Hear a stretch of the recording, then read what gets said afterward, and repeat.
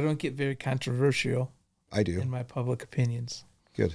I don't try to either, but I end up there. I don't mean to. As a matter of fact. I think some of it's your association, if that makes sense. The National Rifle Association? No. If you haven't found it yet, keep looking and don't settle. This is Houston. We're copying. Everything is go here. We shall fight on the beaches and in the streets. We shall never surrender. I'm in it just to rewrite history, cause I'm in the mood to label us the leaders of the new school. This ain't for the radio, can't find this on YouTube. This the type of killing that these critics ain't used to. You've said no to the rules of the game and the regulations of the day. You've said no to the conventional wisdom. You're all originals. In this day and age, I got time for innovation, time to be creative, time too big to waste on my time on critics. Hey, so everybody, we're lucky enough here to have Richard Post, and I'm thrilled to have got to know him over the last little bit, and what a great man. And the reason I asked him here today, most of us know his son, Austin, and the rest of you might know him as Post Malone, but most importantly, what I find more interesting, and not that Post Malone isn't super interesting or Austin, but is the man behind the man. And like, there's a question, like, you remember the old saying, like, hard times build good, or strong men build good times build weak men. And we had a challenge, like Spencer went around the office, you've met Spencer, and he was saying, hey, name a man, a good man, that's built another good man. And it's really hard. Like, we struggle to find, like, the really good, successful men that we've seen came from hard times, right? But what was unique when we had the opportunity to go walk and spend 6-7 hours the other day with you, I'm like, man, this guy is really like a good man.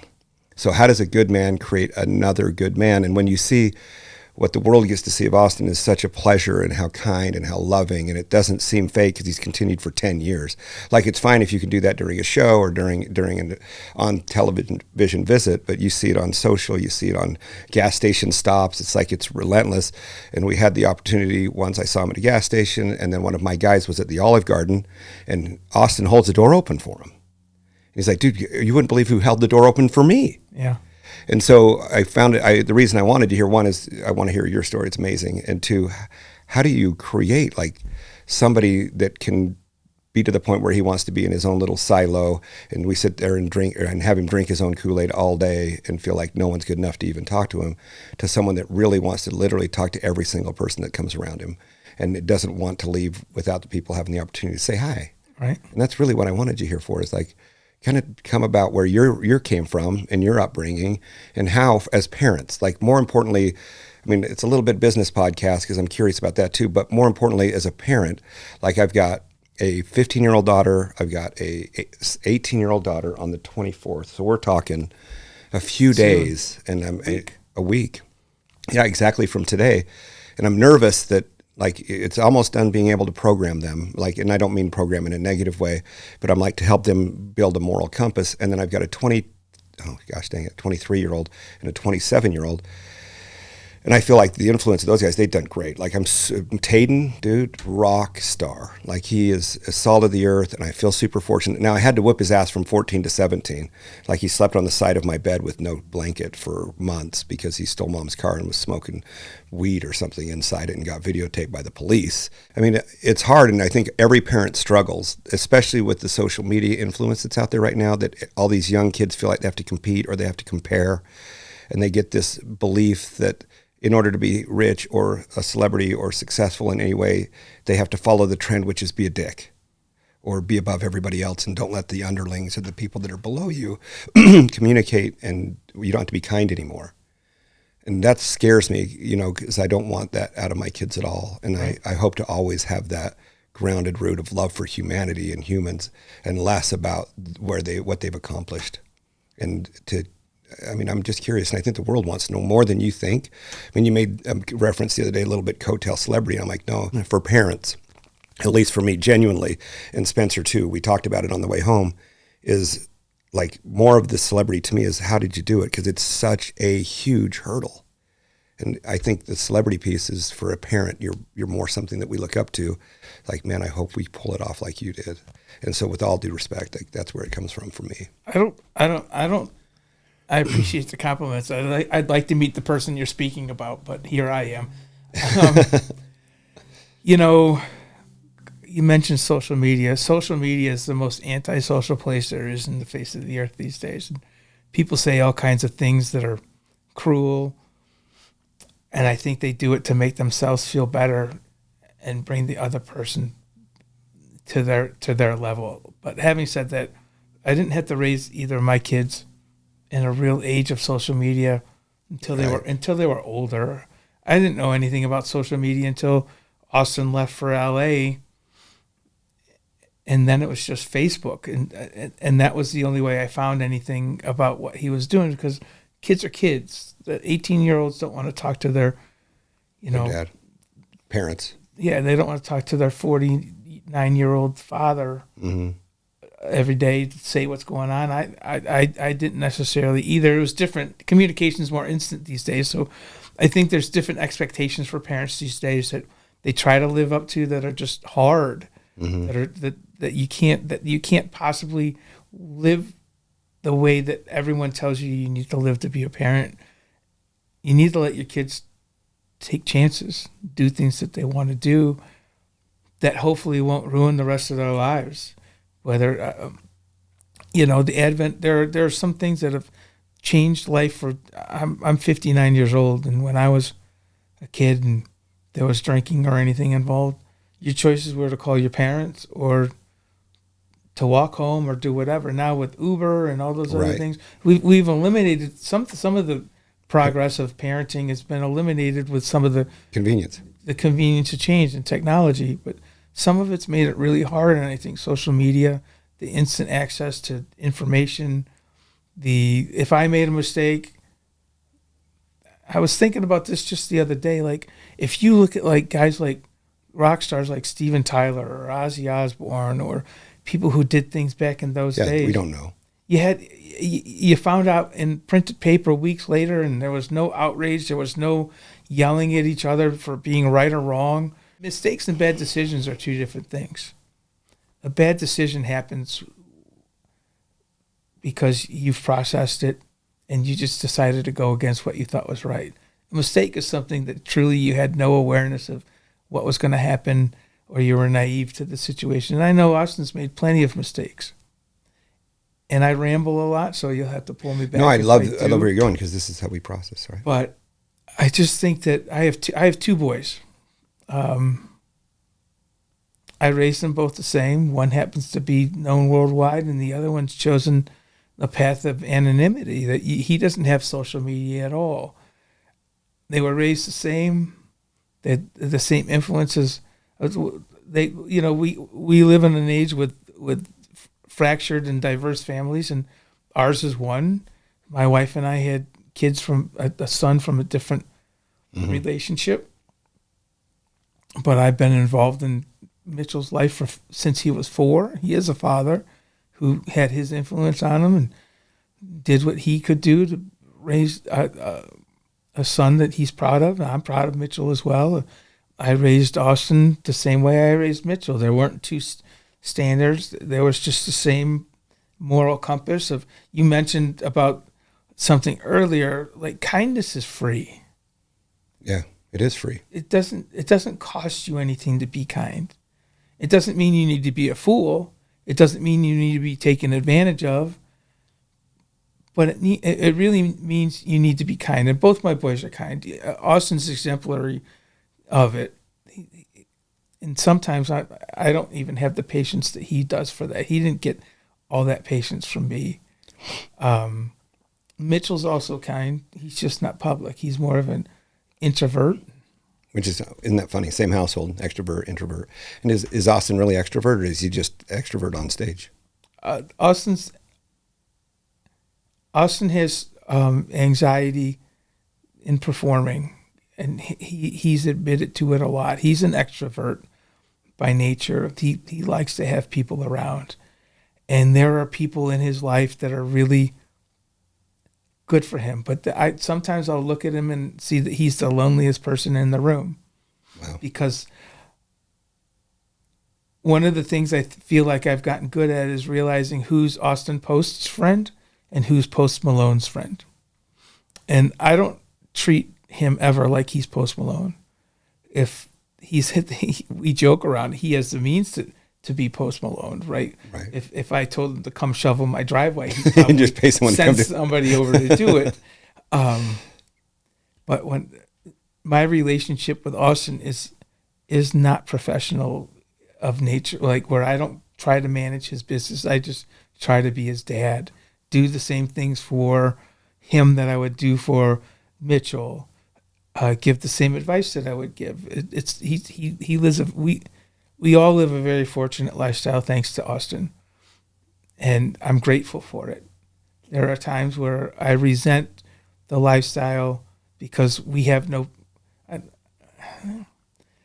It's just hard to have an outward relationship with him when we go everywhere because he is so accessible to his fans and even people who are just casual passerbys. He's a great kid. He's willing to talk to anybody. Say hi, middle of dinner. Doesn't matter. So, like you said, when he moved at 18, he moved away. He did. And what is, like, as a young child? He might have been a little older. He went to community college for one semester. I think he was 19 then. 19. Maybe. At what age did you guys get divorced? His mother and I split up when he was 3. 3? And then 50-50? Yeah, like, yes. Custody, I guess. His mother's been involved in his life. There's rumors to the contrary, and people, again, the internet doesn't need facts. It just needs what it thinks it wants to tell. Yeah, whatever it's going to go the most viral, which is usually negative, and anything they could talk negative on. And that's what catches wheels. Nobody wants to talk about the guy who rescued the puppy. They want to talk about the guy who kicked the puppy. Right. You know? It's unfortunate, too, because you think what would be most viral? Well, Austin's had this great reputation and record of doing such a great and nice things and kindness. Like, they're just waiting for him to not, so that way they can blow that up. It's a gotcha moment. Right, that's it. Everyone holds on to their gotcha moment. So, you know, you're in marketing. You market your company. We market ourselves every day. I took marketing in college. You know, as a best case scenario, one bad experience just ruins 10 good ones. Best case. On a best case, yeah. You know, I find myself in that sometimes too, where I will let the negative one time taint the 9 times it's right. We're just human beings, but I try to pull myself back and give people the benefit of the doubt. I don't like to be taken advantage of, though, and that was one of the things that I try to teach. Kindness is. There's empathy and sympathy. You can have empathy, right? Which means that you're just going to look at something and try to do what's best for the person as a general rule. Sympathy means you're just going to co-sign what they're feeling and go down that poor me or pity party or however this happened, and I don't believe that that's conducive to getting on the right track again. To fix whatever situation you're in. It's empathetic more that helps, and then giving a coaching eye. So I think there's 50% of the population is divorced, right? It's probably more. Or more, right? It's kind of funny. I was looking at a graph the other day, and it's like it hovers. It's been staying the same. It'll go up a little bit. It's on a high tick, but it's 50 to 52, and it kind of does this little wave as times get better or worse. But I think a lot of single parents get worried about how their kids can turn out and how do you stay involved and how do you have influence and the fear of the new stepfather or stepmother, how they influence and do you really have input.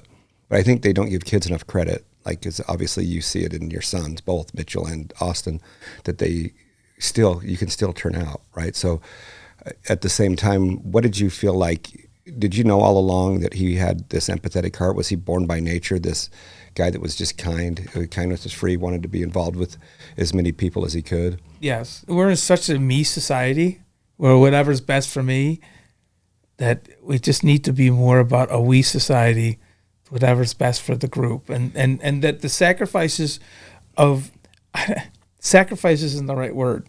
The accommodation you need to make to have the majority of people be comfortable whether you're talking or watching a movie or whatever, you know, right. I try to facilitate it. There's no need to make people unnecessarily uncomfortable. Right. Again, I don't want to be taken advantage of, but we can get together as a group. And I mean, not to get off too much, but I want to dive in. Like we society, I was in the plane and we went to Japan last week, and the new Airbus 350, whatever.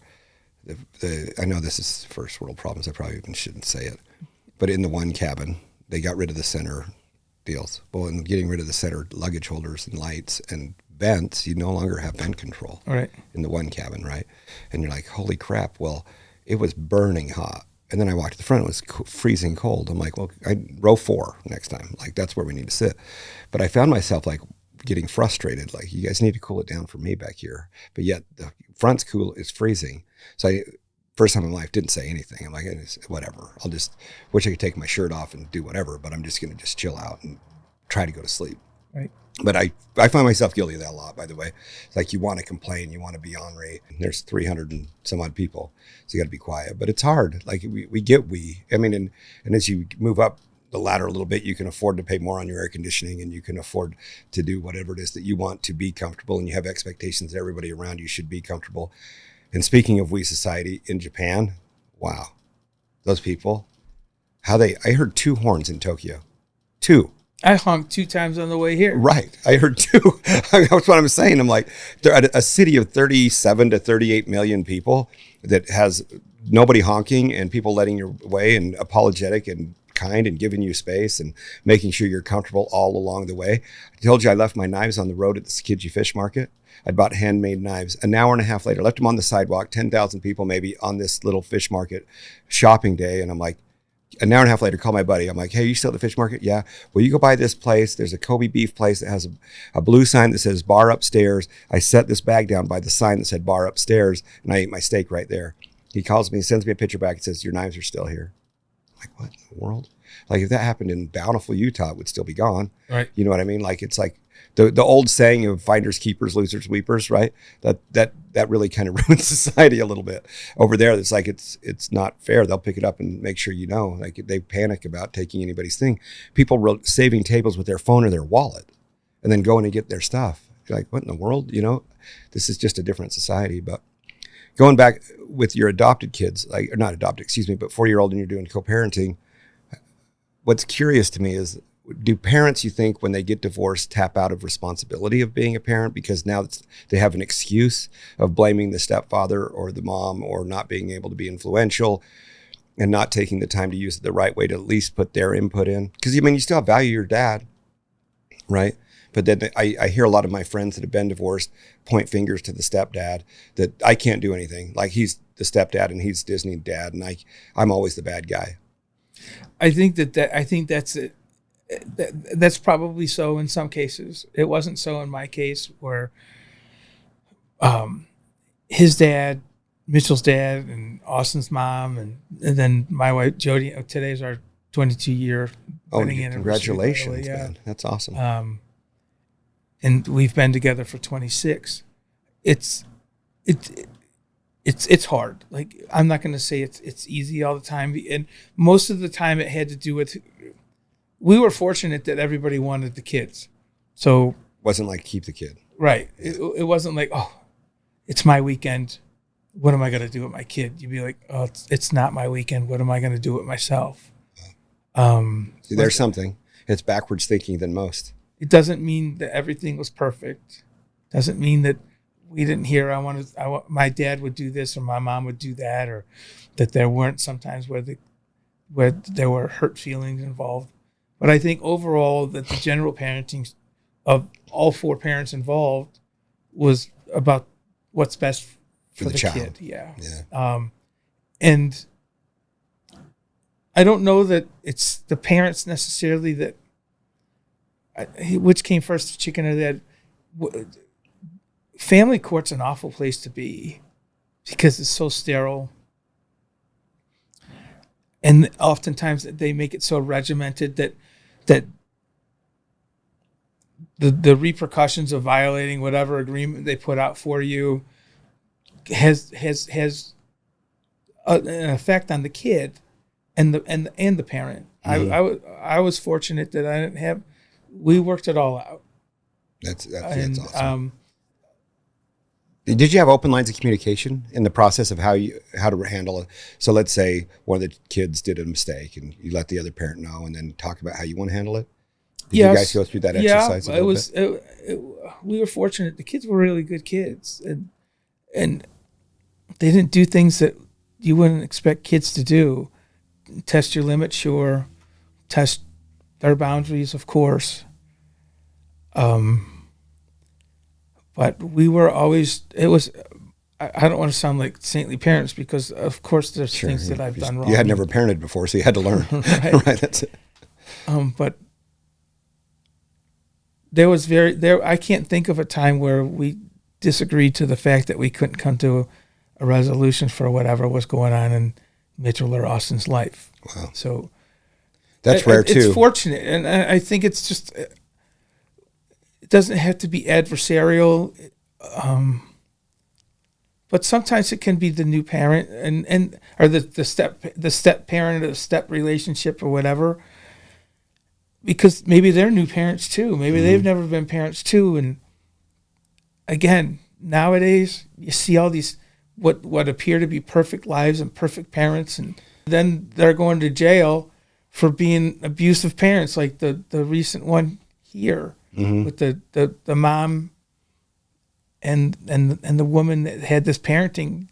Yeah, everyone thought that everything was perfect. So appearances, I'm not about appearances. I'm about just looking at it and taking it for what it is, and getting results and supporting. Well, yeah, mostly supporting to get the results. Yeah. So we had a good conversation on Austin's back porch a little while ago, and you were talking about that you supported every bit of your kids' ambitions, and it wasn't always music. It bounced from football, you said, and baseball and whatever it was. And I think parents get a little bit one-sided in their own vision of who they wish they were, and they try to program their kids to be who you wanted to be. Right. And it's a struggle, right? Because it's expensive one nowadays. Like kids' sports are outrageous, right? I can't believe how much my friends talk about. Well, they tip. I mean, it's like constant tip at your wallet. You know, even in high school, I think my daughter plays. I know she plays for high school as a. Super proud of her. 9th grade, gets on the high school team, and she does great. But you go in and it's $375, and that's fine. But I mean, at the same time, I'm like, when I was doing fire, that was half of my 2-week paychecks. That was like a week's worth of paychecks. I'm like, man, that's hard. And then every game you go to, it was $7 to $10 to go watch your kid play in a high school that's publicly funded for a high school club that you're paying for in your taxes. That's absurd. So I think parents want you to funnel to one, right? A selection of one, because that's what we can afford, or selfishly it was the one that we want you to do. How did you support them, like your kids, like Mitchell and Austin, if you wanted to be a singer or whatever, you know what I mean? We went through the whole sports. Some of it was forced. They just do something. Where Mitchell played soccer, they both played baseball. Austin played football. My kids' life wasn't my life to correct the mistakes and project onto them. As much as I loved sports when I was in high school, if Austin didn't want to do sports, he didn't do sports. But I think but once they joined, I never let them quit. There's a difference between that. I did that with my daughter. She I think we talked about this, but she tried to go all the way. She wanted to get onto the Infinity, like their top performing dance club, and she'd missed it every year. And she finally got the point, like, forget it, I'm not doing this anymore. I'm like, okay, good, but you got to finish this year, right? And then if you want to be done, then good, because I will save $1,300 a month. Like, that's fine with me. And then I think she took it as a challenge. I'm like, you just didn't try hard enough. And these kids, and it's not saying she didn't try, but hard enough. Like, some people have to try less to be exemplary, and others have to try extremely a magnitude, multiple times harder to get to that level. It's just not natural to some.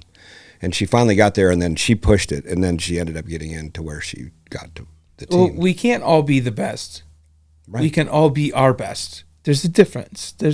I can't.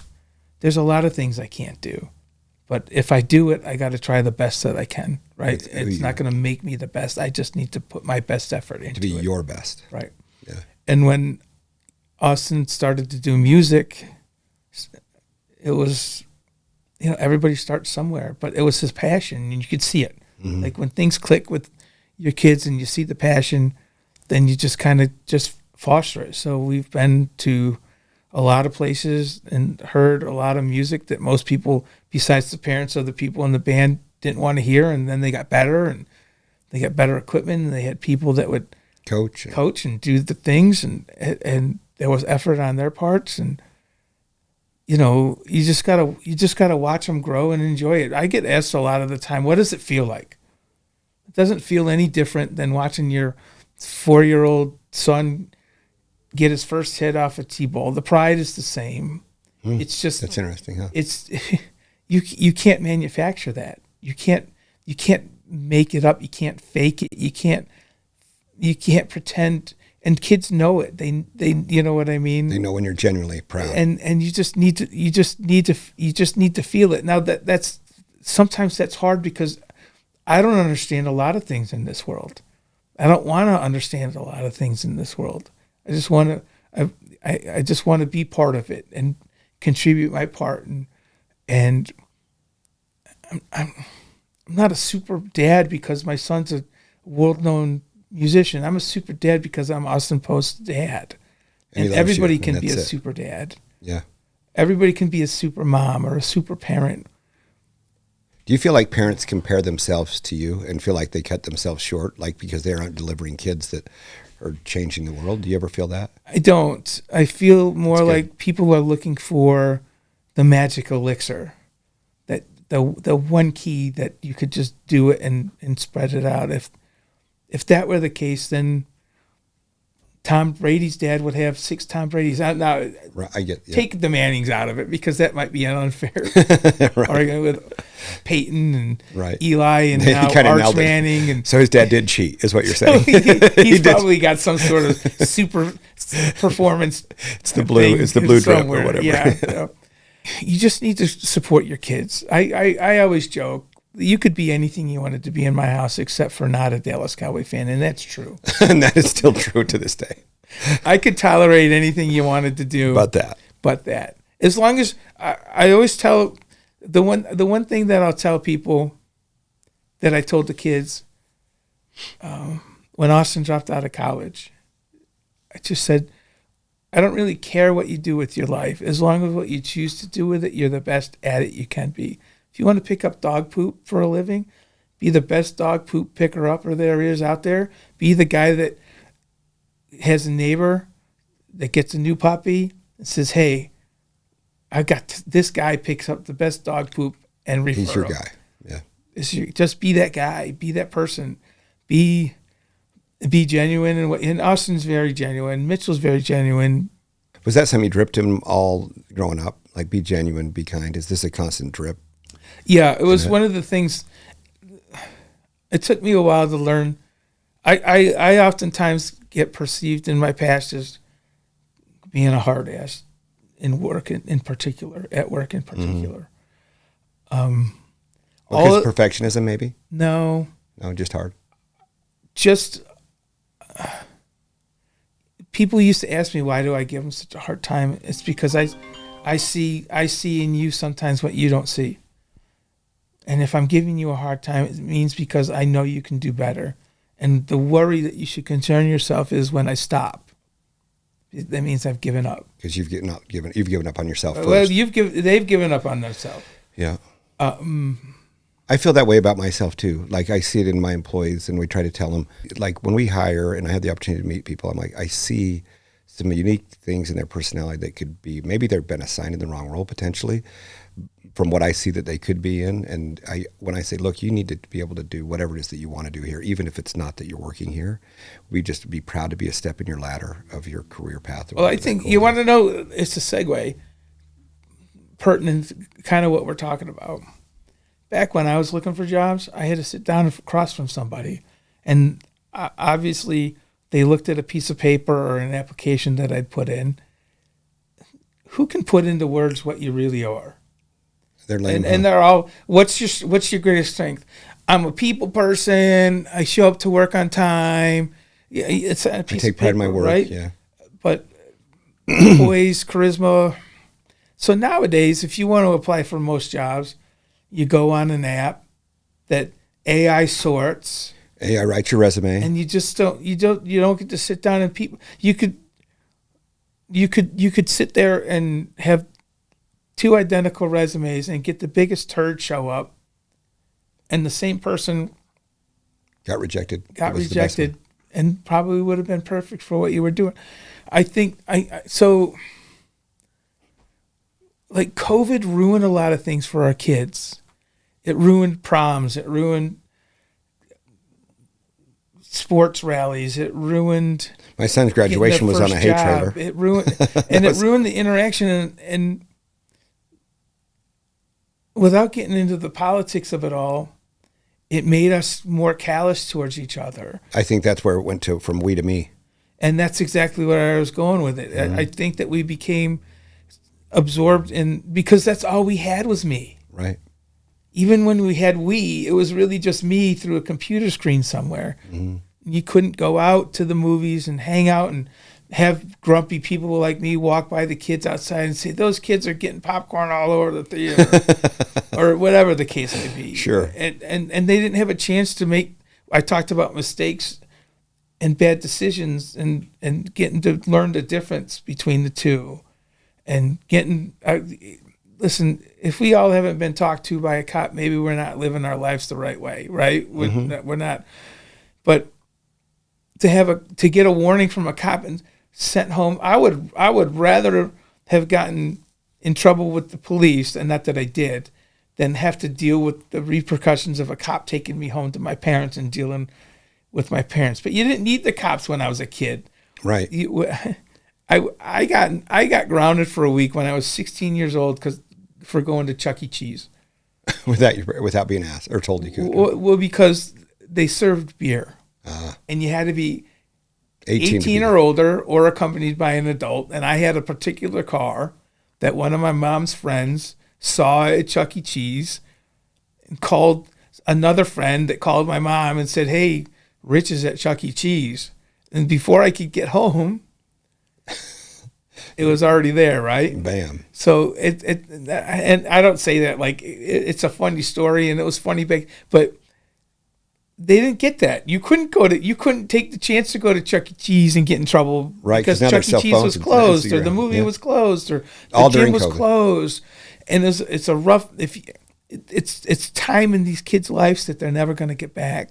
And it's unfortunate. It's like back when we were in high school, every one of the people at Viewmont had guns in their back of their truck. Hunting season, there was a gun rack in everybody's truck. And then we put our guns in the locker. If we bring it in and put it in the locker, nobody thought anything of it. Like, yeah, it's okay, cool, show and tell. And look at, I got my new 22. You'd bring it to school and show it and show and tell. And you don't worry about it. And then when we used to play Viewmont and play Bountiful, then they'd have the rumbles, right? So they'd go fight, each school would fight each other, and nobody thought anything of that either. And there was no cell phone, so we'd go up to the B up on the mountain, and there's like the flats right in front of the B, and everybody kind of get in a fight, little punching fight. Well, there was no cell phones, and there's no cameras.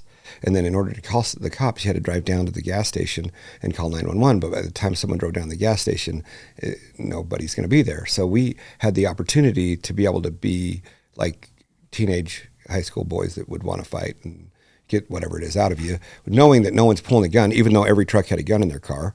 No one ever would get that out of their car, and no one ever thought about it. It's just a weird world that now no one can even make that mistake. No one can be even flagrant. I can't yell at you without being video. You can't yell, especially people like yourself. I can't even say things on social media without it being some repercussion. That makes it hard too, because then you guys are ultra scrutinized, like for your ability to just talk freely, and not that you have much to say negative, but you can't even voice your opinion in the wrong way, or it kind of projects onto the family opinion, right? So you kind of have to be reserved, and it's unfortunate. Like, we can't just be us, and then again, everybody's thinking you're doing negative things, and obviously then if you're doing it, then everyone's doing it, and the same for us. Like, I got to be careful what I say so it doesn't be projected that Murphy Door's constant opinion's that, because Murphy Door doesn't have an opinion, to be honest, right? It's just a hidden door company that tries to create awesome spaces for awesome experiences, and that's it. But when I say it wrong or any of my team members say something incorrect, then people feel like that it's the company's opinion. And even though it's my opinion and I own the company, it's nothing to do with the door company. Like, we're just a door company that makes cool, fun doors and beds for people, and they have no opinion.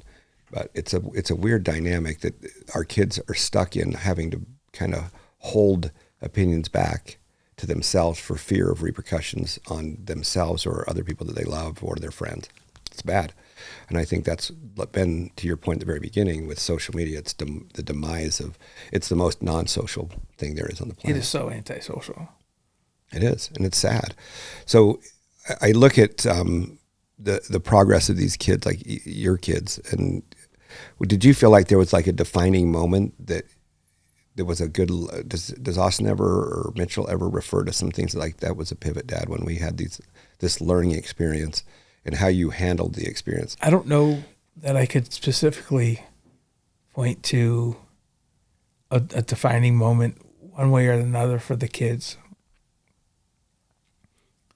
I think all I have is the consistency of the groundwork that I laid. There of course there were rules, and of course sometimes they'd get bent. Did you have respect rules? Like, do you have to respect Yes. everybody?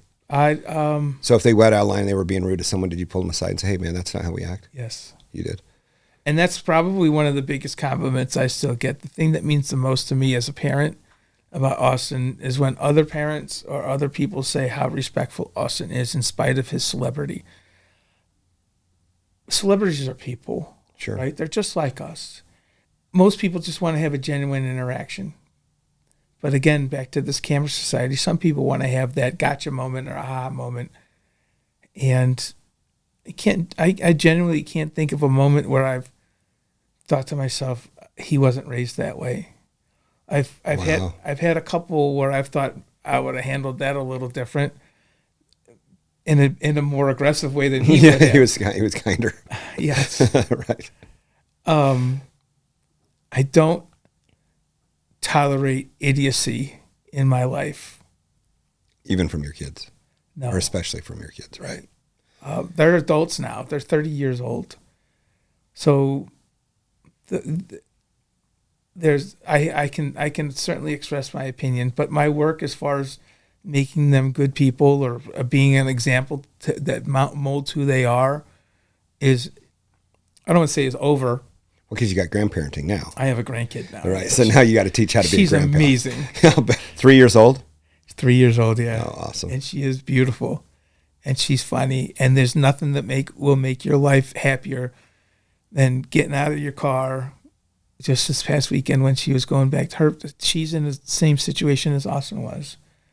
Her mom lives in California and Austin lives here and does Austin things. And they were headed back. We were late getting there to say goodbye. And I got out of the car and the window was down and all I hear is, G-pop! And it was just the most amazing thing. I love that little girl. But it's just, it's different being a grandparent, but it's the same principles. Right. And the other difficulty is raising Austin, not one of his parents came from significant means, right? It wasn't like the kids always ate. There was never any homelessness or any of those things that other people have to go through. So we were blessed and fortunate that way. But my first house was 1,200 square feet. Didn't have air conditioning. I'm not. This isn't poor me. Sure. It's just modest means. Right. And even in my upbringing, I didn't have air conditioning in a house or a car till I was like 26. Right. They were uncommon. Right. Right. You didn't even have power windows, right? I didn't. My first car was a 69 Cutlass 442, right? So I didn't have power anything. That's mine was my grandfather's 69 Camaro and a 72 Nova. But she comes from means. So the hard part is going to be keeping her grounded to realize that not everybody. So she's at the good challenges. time stage. Like, so that's to the point where like strong men build good times build weak men or women, I should say. So his struggle is going to be, how do we maintain the grounding that he's been so appreciated for? And sometimes when I was in college, I went to Syracuse University. Push this back your way a little bit. I went to Syracuse University, and I remember working. I had a work-study job, and I was working the main desk in the dorm I lived in, and this girl came down in hysterics because she'd missed her cable appointment.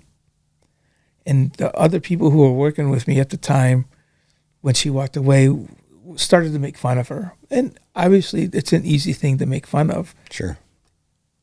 And I said to them, isn't it a great life that that's the biggest problem she has? Now, whether you think it's entitled, whether you think it's spoiled, whether cable TV was a luxury, I get it. I understand it. But what a great life for that girl. To be the able to have biggest that. problem she had was that she missed her cable appointment. And so you got to walk that balance. You want your kids or your grandkids or people in your world to live a life where the worries are more superficial than they are damaging. You know, And that's a really good way to put it. They're more superficial than they are damaging. right? Like not being able to eat, not having a place to There are sleep. so many people in this world that struggle. Right. Some of it's through bad decisions. Some of it's through mistakes. And some of it's just where And they're some born. of it's just because it happens, right? This is a rough world. I'm not We've been lucky living here in the United States. right, We've but been lucky. even the United States isn't necessary. That there's It's got its places. that right? that there are children that don't have enough to eat is incomprehensible to me in a country of this wealth. Right. Now, again, you got to walk that balance between being sufficient and good to the kids, and then and then enabling a nanny state, right? I agree. That's a hard line. Safety nets are there for a reason, and I'm all for them.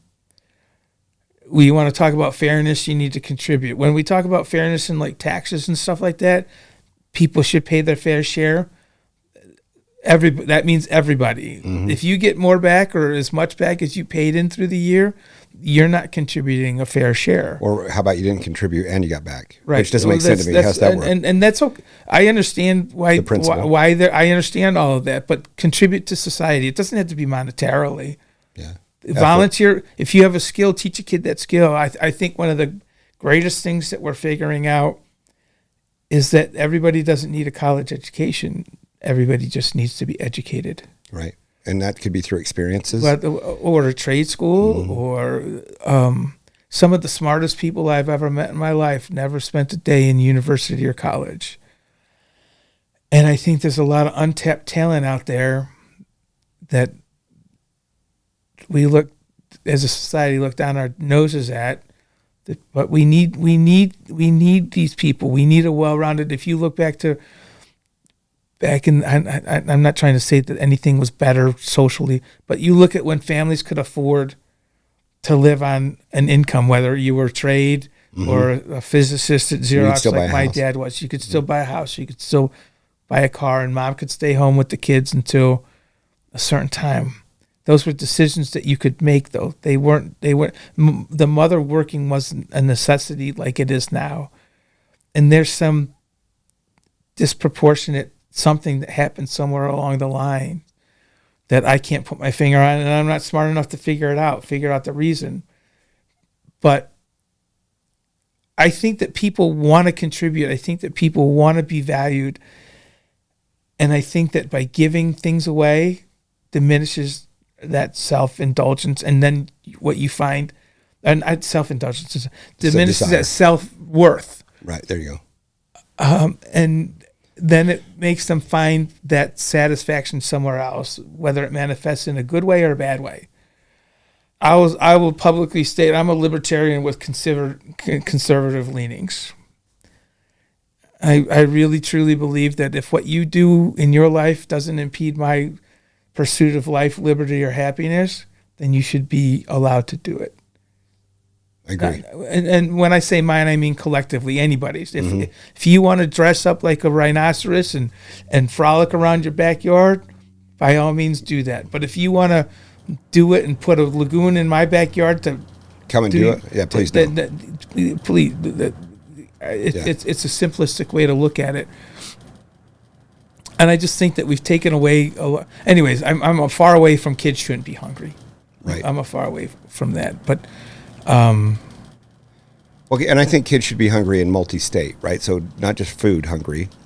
They should be hungry on their goals. They should be hungry on their beliefs. They should be hungry on testing and trying and ability to fail with pride, like because they tried. And I think there's so much shaming with the social media side that nobody dares try because they're afraid of having the ridicule or the tease that comes from social media. So they find themselves in this lockdown mindset that they don't even dare try because they don't want to be ridiculed or made fun of, so they get stuck. Well, you mentioned earlier about being able to. Even when I was a kid, there were rifle racks and cars and rifles in the rifle rack and trucks, and kids are kids. I think kids have been kids since we're kids. Forever. Since they were kids, and I don't think that they're any meaner or more bullying or any kinder than they were in 1897 than they are in 2025. Yeah. I think one of the problems with social media is that I remember when I was a kid, they talk about they used to make movies about the summer glow up, where you would leave in the summer of 1983 and come back for your senior year of 1984 and gone through your growth spurt and gotten rid of whatever acne and all that stuff but you had 3 months where you had that total decompression where you didn't see anybody and when you got done with school for the day, you went home and you didn't see anybody you didn't want to see till the next day. And there was nobody bullying you online. There was nobody talking rumors to everybody else and spreading. So you had a true decompression. I'm not saying that there weren't problems. Sure. I'm just saying there's no decompression. There was separation. Right. That's you could almost look sometimes when things started to get really bad. If you were getting bullied really bad, that come 3 o'clock, I don't have to deal with this till 9 o'clock tomorrow. Or come 3 o'clock this Tuesday, I don't have to deal with this until September. Say it's June 14th. Yeah. I don't have to deal with this again till September 7th. Mm-hmm. And you could recollect. It's just like if you look at battles, sometimes they say you don't win all the battles. Yeah, you just want to win because you could retreat, recollect, regroup, figure out how you were going to cope, replan, and then go back. Yep. And we don't give that to our kids anymore. I've never thought of it that way. You're right. They're on 24/7. All the time. 24/7. TikTok, Instagram, whatever, Facebook. It's a constant. Snapchat. And it's live, and it's constant, and it's stressful, and it's competitive, and it's comparing, and it's the tease. It's like I'd never even thought about that about my poor kids. Fortunately, we didn't give our kid that we gave the phone, the youngest, who was 13, which I regret. Tayden didn't get a phone until he was 17. One, I couldn't afford it. Two, I didn't want him to have a phone because I didn't want him to be a shit. He had obviously an iPad before then, but the phone side, I'm like, look, and I had a 30 minutes, you know how the first kid's always the one that gets the strict rules because you're learning?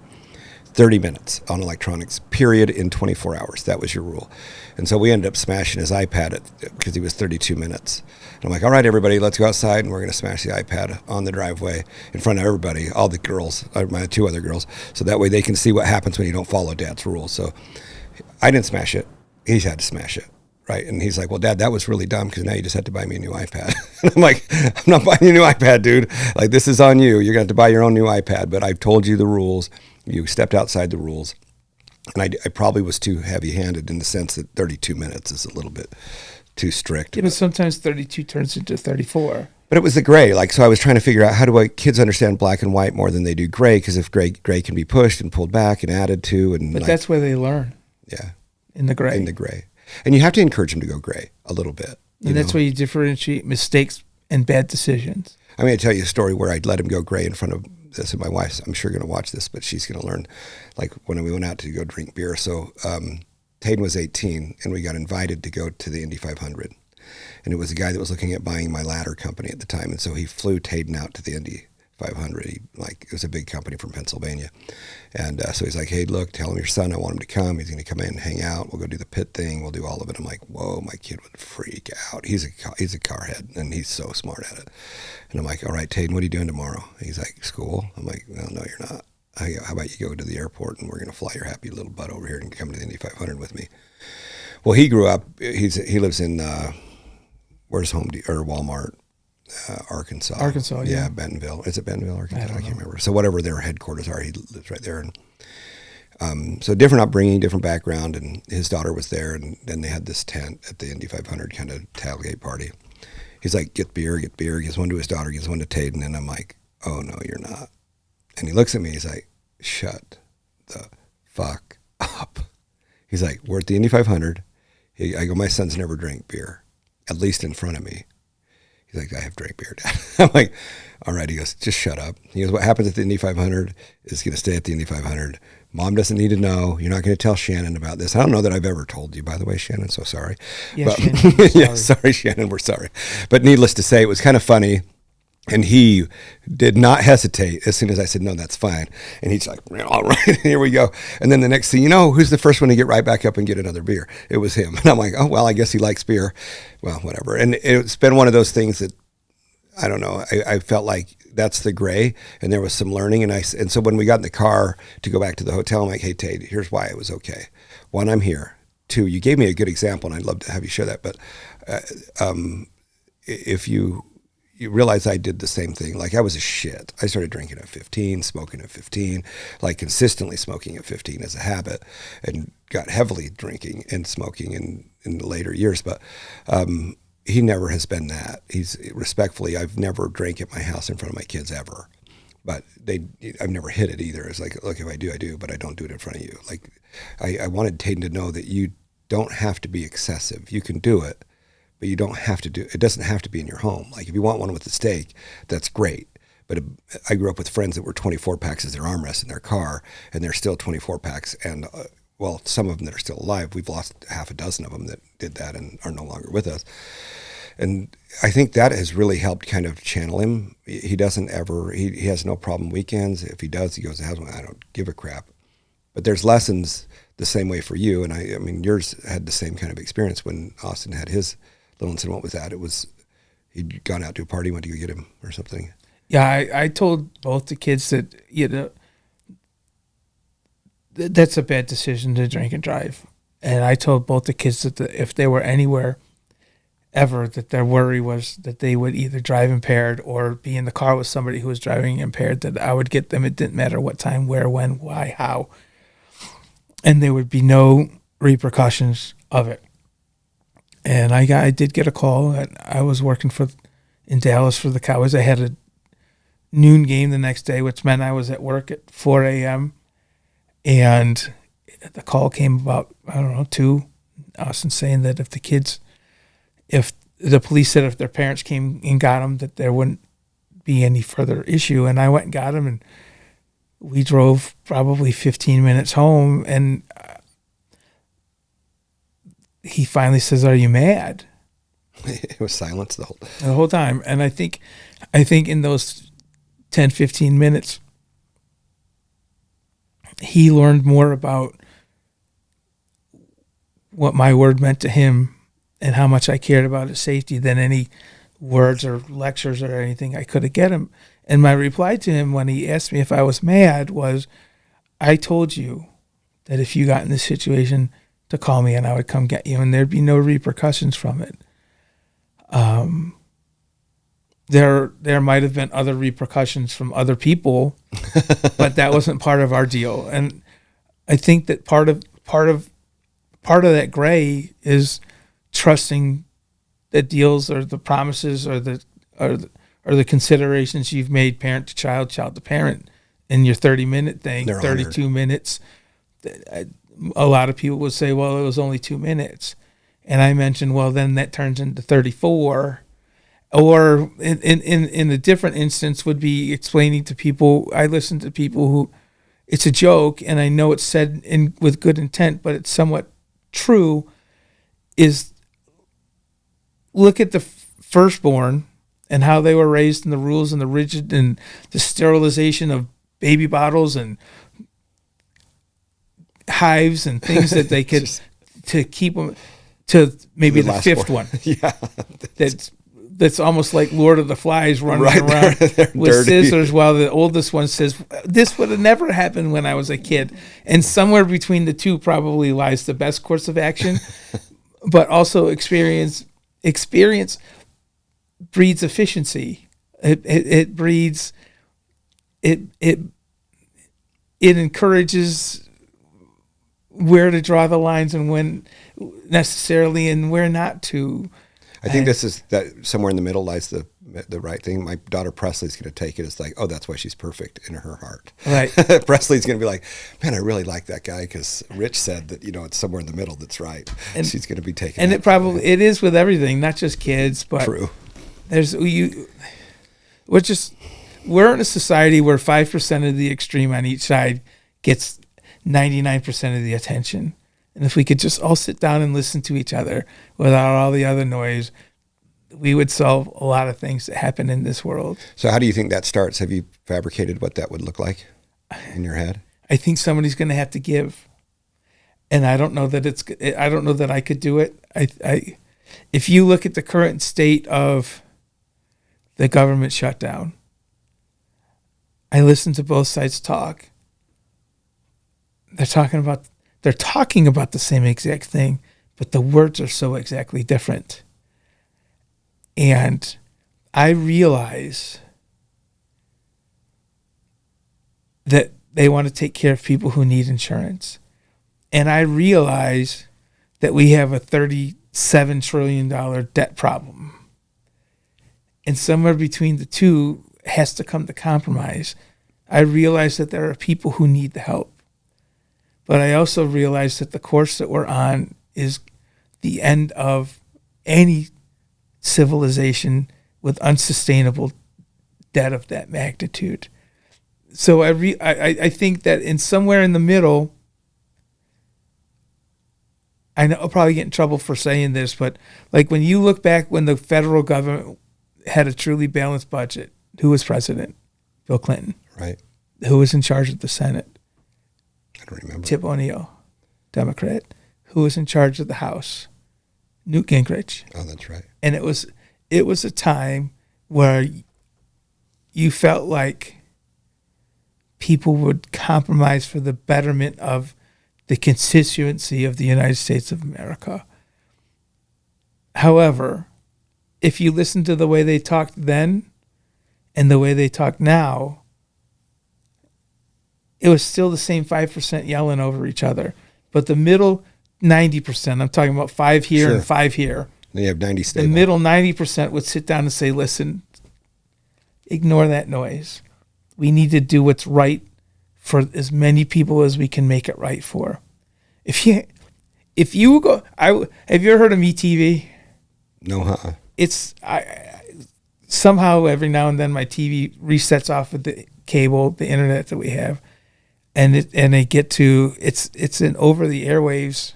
I think it's also on subscription, but it replays all the old shows. Andy Griffith, Happy Days, All in the Family. Oh, you know what? And they have Little House on the Prairie. Little House on the Prairie. Yeah, all so those things. I watched it. Go back and listen to, go back and watch some of the shows that were considered nostalgic by our parents, and even even in my generation. All in the Family, MASH, The Jeffersons, Maude, some of these other shows. There's been progress made from the things that they were talking about. But the inequalities that they talked about then still exist today, 50 years later. Isn't that crazy? There's no profit in the change. There's no benefit in the cure. In every aspect. However you want to take it. I'm going through cancer treatments now, and I believe that my providers are doing the best for me. But I look at the cost how much it costs, and it's a combination of things. It's the litigious society that we live in. I didn't say that right. No, that's right. The litigious society, right? It's having the CYA. It's the cost of research. It's the profits of the pharmaceutical companies and the investors who've bought up all the hospitals. Mm-hmm. You know, I don't have the answers. I'm not saying the answers. I'm just pointing it out. There's no future in the cure. And we continue to try to find the cure. And I know that things get better. And I know that there are cancers that are cured. I'm not saying that. Mm-hmm. And I don't want to sound, I'm not one of those guys that is a conspiracy theorist and all of that. I just happen to believe that being sick helps the people who yell in the 5% make more money. Or being divisive in our government helps the people yelling in the 5% make more money. Or make more power, or make whatever. It was just curious to me when I started watching this MeTV, though. Like we're still fighting the same It's battle. still the same thing. Yeah, we've made a few little progress You pieces. can't but call overall- people the names they were calling each other back then, right. but it's the same arguments that they're making. And that's so superficial too. Just the name calling is just superficial, but the depth of what the problems are, they're still there. Right. Oh, Have you ever seen the movie? Have you ever seen the movie Semi-Pro? Yes. One of my favorite things in there, and my friend group knows how funny I think it is when they're sitting around playing the Russian roulette game, and the one guy calls the other guy a jive turkey. And this is the movie's from the 70s. Right. And he says, "What'd you call me?" The guy and he says, he called you a cocksucker. He goes, "No." No, he did. He called you a jive turkey. No, I definitely heard him call you a cocksucker. and then they're, whoa, I ain't heard anybody call anybody else a JT. And this is the way the nomenclature of the insult has changed. That So much. you'd rather be called the cocksucker Than a jive turkey. It just says everything about everything underneath the argument. It's Yeah, just isn't that funny? But it's in a comical way, and I find such irony in it that Where we sit. And we use insults to take away from the point we're trying to make. Name calling and yelling and all of that stuff doesn't work. That's what, and it's funny because name calling at the fire department, this is what we do. It's fun. Right? That's just in good jest. Right. It's a constant tease in the Right. brotherhood. It's like what we if do. my friends aren't ribbing me with, They're not my friends. If they can't come up and just make fun of me all day, like the best insults and the best teases and the best, like they know where to go. And it's like, those are my friends, the people that know where to get me and that know the name to call and know your soft spots. They're going to get you. Those are who I want around me. Like I want critical feedback. And I want the teased. guy that's going to have to say too soon Too soon, right? That's who it is. after the rib, right? Right, that's whatever exactly it. happened. Yeah. I had a friend. He's a fireman out in the Pacific Northeast now. Back in Syracuse, he invited us to go fishing, and I'm not much of a fisherman. I'm not much of an outdoors person. I enjoy people enjoying their sport or their Right. passion. So he had a boat on the Seneca River, and we went out there, and it was sunk. Like it had sunk. And he thought that someone had sabotaged the boat, and all the reason it sunk was he'd put a new like muffler or exhaust out the back of it and didn't seal it correctly. So every time a wave would blow back in. and then he called the police, and the police show up, and I just walk up, and he's all upset about his boat sinking. I look at him, and I go, "Does this mean we're not going fishing?" He's so mad. It's a funny story. Too soon? Too soon. I love that too. That's the kind of people I want around. That's Too me soon. too. And I think we need more people It like just that. keeps you. It keeps the levity of your life. And because otherwise you're gonna just like you've dug your hole, right? You have two choices. You can pull the dirt in around you and bury yourself in it, or you can pull it back in a little bit at a time and get yourself out of the hole. Oh yeah, wow. It's same dirt, same hole. It's how you choose How to you use choose the to use dirt. Wow. And I've never heard that expression before. That's awesome. I'm full of useless No, that's things not that you useless. can use for the rest of your life if you want to. Because I think that it comes to perception even for business entrepreneurs. For people, it's like, look, we're in a hole. Like, what is it? Like, well, that's it. I don't know how we can make it. How many businesses don't make it their first go? Oh, I've been bankrupt twice. That's what. How many restaurants? Restaurants are more. 80% It's fail rate. restaurants are more. Like it's. You sometimes you just can't quit the first time. If you get into it and you realize this isn't my passion. If you failed because it wasn't your passion, then find what your real passion is. But if you failed because you tried as hard as you could And it's still and your COVID passion. hit, or you picked a bad location, You need to just take that little clump of dirt, put it under your feet to raise yourself to get out of that hole. That's what I'm saying. Business side. Like, you know, what's funny is I was researching how many times did Austin fell at his first music videos along the way. We've seen some old ones, right? That you're like, it's nothing near White Iverson. It was his practicing along the way.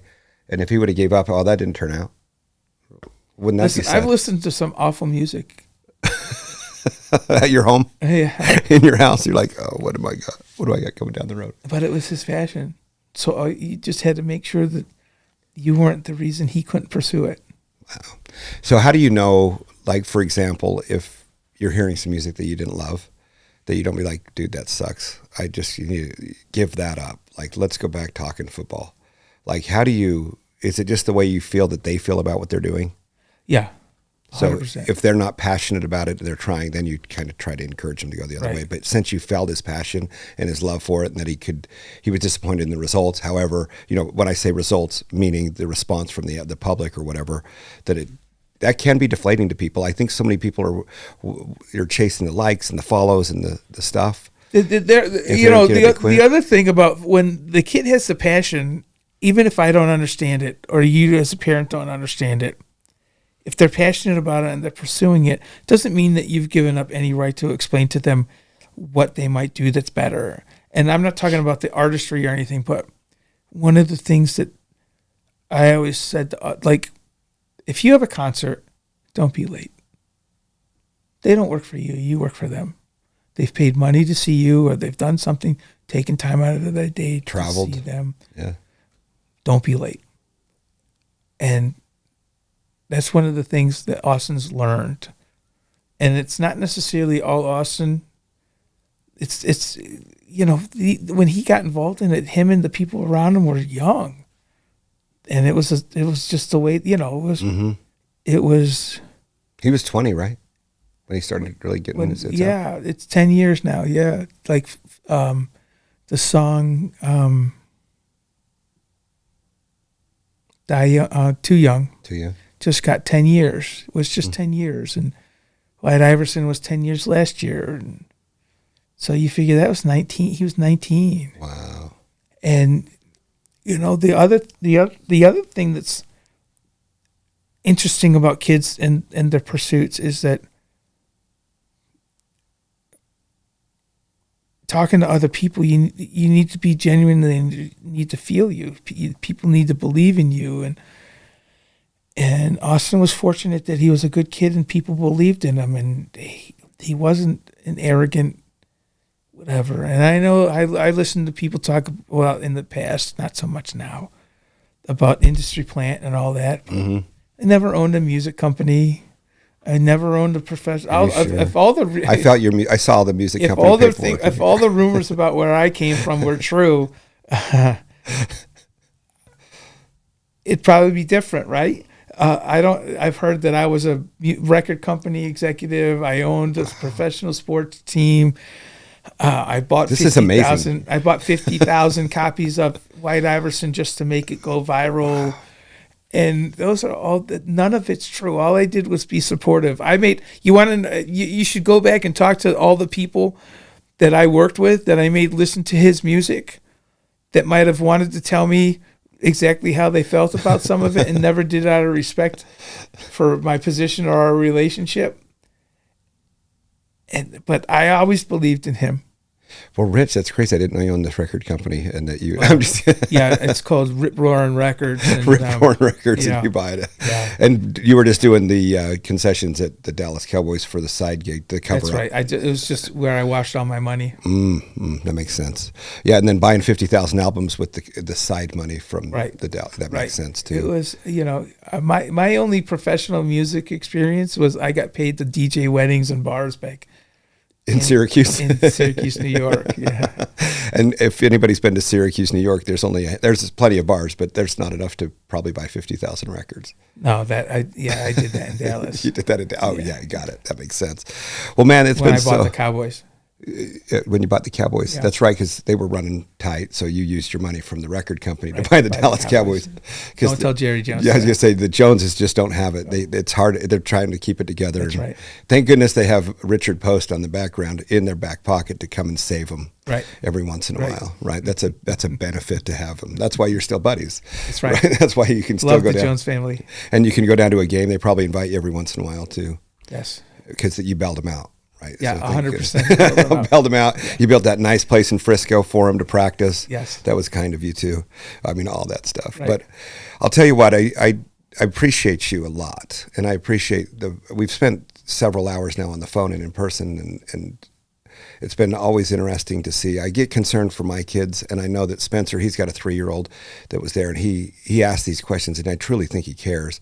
And the exercise of just driving home post our conversation, it was like, man, like, how do you do this? And I really want to know more about this. And I'm like, and to my point when I visited with you, I'm like, man, I don't know that you realize what the rest of the world is really seeing as a parent. Like, the kids love him. I think his music's amazing myself. I enjoy him a lot.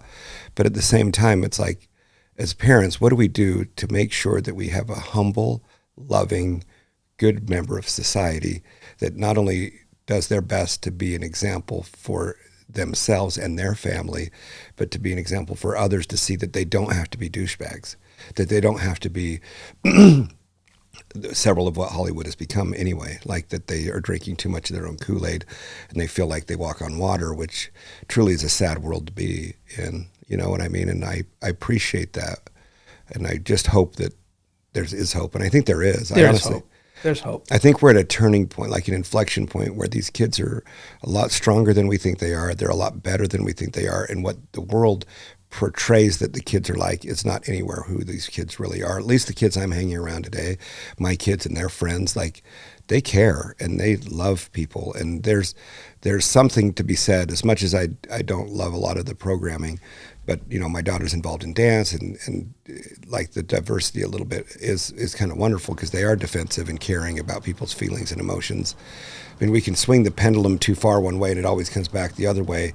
I mean, to your point, if it would find its way right in the middle, then we could have a well-balanced person that can be successful, that people aren't jealous of and respect and appreciate in whatever career they're in. I don't care if, like, to your point of being the best McDonald's drive-through worker there is, but take pride in it and be respectful.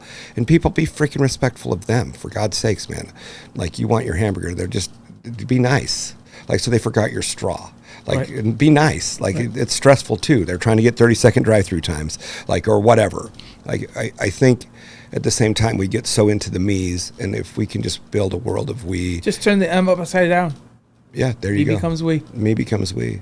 And I think we have this appreciation, and as you go through your treatments and the stress, you start realizing, like, that we're only here for a little while, and we don't know when that end date looks like. And for all of us, it could be sooner than yours. We could be on my way home, right?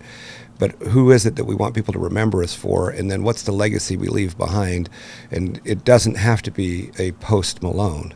It can be a Jeremy that is working in the packaging department at Murphy Door, but damn it, every one of his packages that go out are right. And he loves his job, and he loves his family, and he's appreciative and thankful.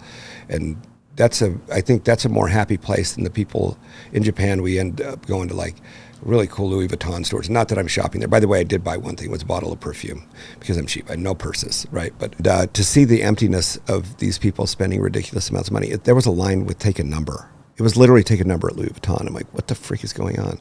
These $2,800 bags and $5,000 bags and $10,000, $1,300 tennis shoes, bro. I'm like, some people love that, and that's okay. But they're getting their dopamine hit of that for the me world. And I'm like, man, what is it really that? I mean, I bought these Walmart, nice Levi's at Walmart. And I stole these from Austin. Yeah, well, they're good. That's the right way to buy it. I would do the same, right? He won't know. Ever since he lost all his weight, I got a lot more clothes. So that was, he just wanted to do a life switch, or what? I don't. He just decided he wanted to be more healthy, or he needed to fit in those Wranglers, or those. I don't know that I can fit in those. Austin line I have of a clothing. pair of those too. Do you? And yeah, I like them a lot. The clothes are quality. So where do we buy those, by the way? That's soon to be. Oh, it hasn't been released.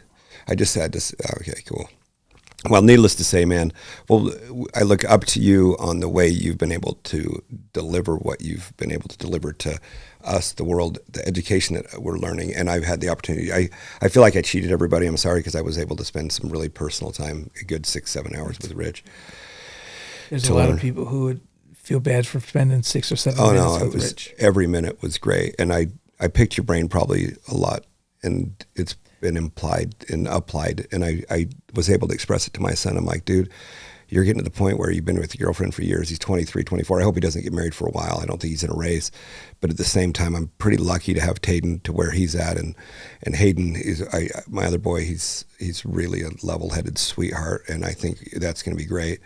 And then Presley is wonderful. Annie now, she's 15. She just turned 15. She is my angel. But we've got this newly high school girl. I'm like, oh no, who's this little one? One that used to want to be like by me all the time. And now she's like, ooh, Dad, that's weird. I don't love the weird part, but she'll come back. I just want to really hope that in due time that our kids, not just my own, but everybody else's, can have some type of reflection of positivity that you've been able to deliver, man. I appreciate it a lot. Oh, thanks for having me. Thank you so much, everybody. Hey, Rich Post. And again, this is Jeremy Barker with 90 Proof Wisdom. Follow me, subscribe. We really appreciate you. We love you all. Remember, it's free to be kind. Free to be kind. Thank you, everyone.